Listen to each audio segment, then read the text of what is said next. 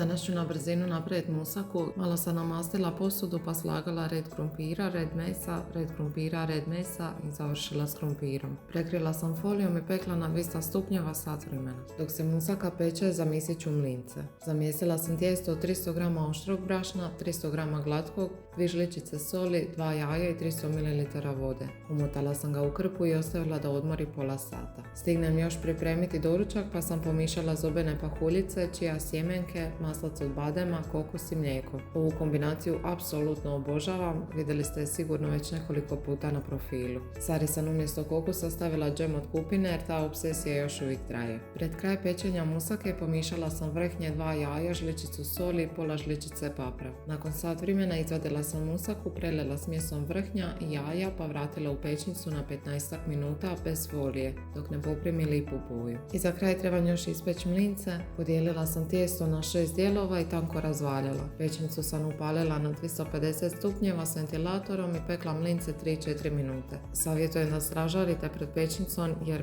meni uvijek jedan zagori. I zaboravila sam snimiti pečenje pa evo slika, vidimo se u sljedećem videu.